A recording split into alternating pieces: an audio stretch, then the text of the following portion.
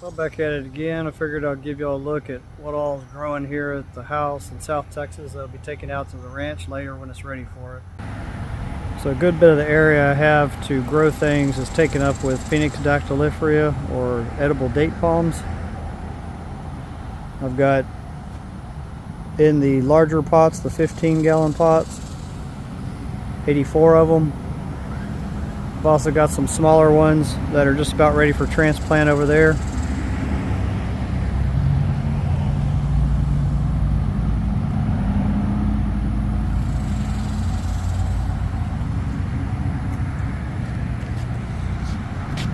There's another 22 in here. So I found if you plant all the seeds together and just let them grow, because not all of them are going to germinate. You let it get 3 leaves, good size, about like this, and it's ready to transplant into a larger pot. You won't have any issues with it, more than likely. Got another pot here with some starts. These are only a couple weeks old. So my goal is to at least have 100 of them growing, and I've got enough pots for 106 that are ready to go. They already have soil in there. Just need to get some palm trees planted in them. These are the largest I have so far. They're coming along nicely. So it'll be probably another 3 years before these go out to the ranch, before they'll be ready to take the harsh environment out there. The cold is what's going to be the issue. It does get down to 10 degrees Fahrenheit on average, but it doesn't stay there very long. I believe they'll make it.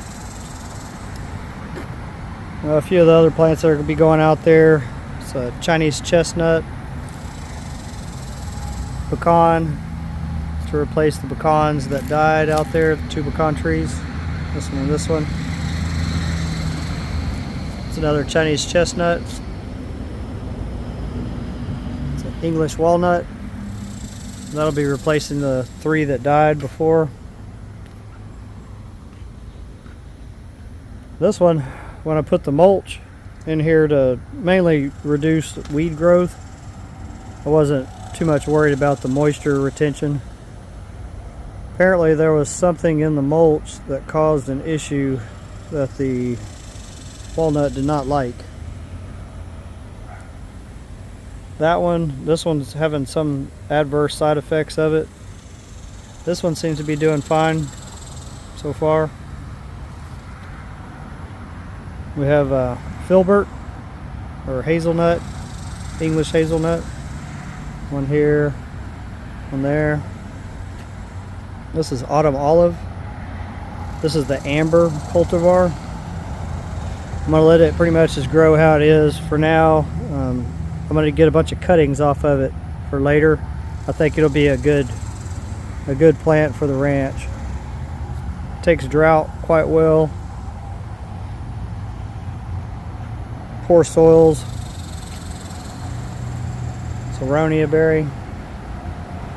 It's not doing real great. This isn't really the right climate for it, but I'm going to try to grow it here long enough until I can get a place for it out there at the ranch. Another filbert hazelnut. This was a Chinese chestnut that didn't make it. I had to wait to get a return, replacement plant on it.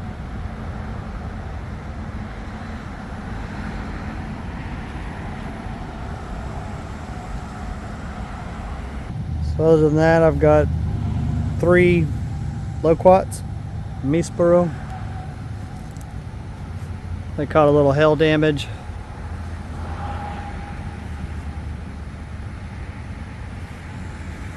Dragon fruit cactus has 4 blooms. This one will probably bloom tomorrow night.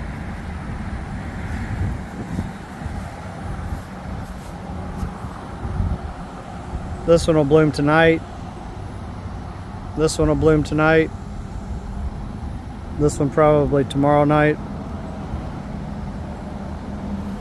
I'm going to collect the pollen out of a few of these flowers. I'm hoping that this other variety here will produce a flower. I believe this is a flower right here. Hopefully. We'll see. If not, I'll wait until it does flower. Maybe I'll get a dragon fruit out of it. This is loofah. I plant that every year. If you've watched some of my past videos, you know. Got a grasshopper here trying to eat my raspberry.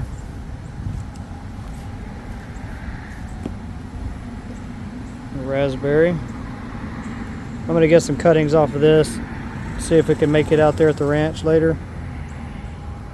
All these will be going out to the ranch later. We got 16 pomegranate. These two are pear trees that were air layered off the old tree that's in the front yard. It's probably close to 80 years old, a little bit older. Pepper tree, sugar cane. This is another autumn olive. This is the ruby cultivar. I've taken a few cuttings off of it. We'll see if I can start it. It's big enough to get a few cuttings off of.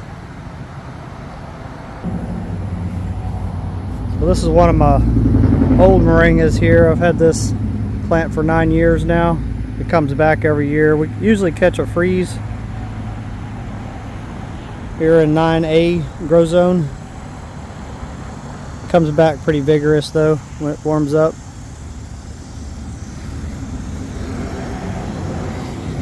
The one that was here did not come back, so I decided to plant a few seeds, thinking that maybe 1 or 2 would germinate. I planted 5 seeds and 5 moringa germinated.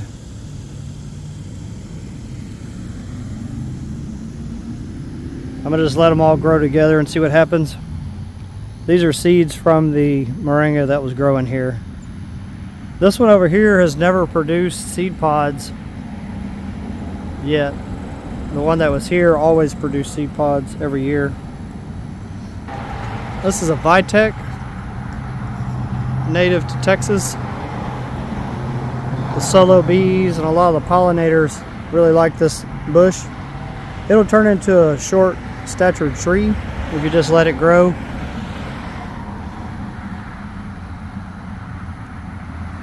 Interesting bush. I'll probably take some cuttings out there, get them going for the ranch. I think it'll make it out there. Well, that's how everything's looking here at the nursery for the Timeline Ranch. I have to grow them here where I can take care of them, because at the ranch they're on their own for sometimes 5 months at a time. And right now they just won't make it. Have to be a little later. I'll see you on the next one. So here we are at 5:30 in the morning. They've already actually started to close a little bit.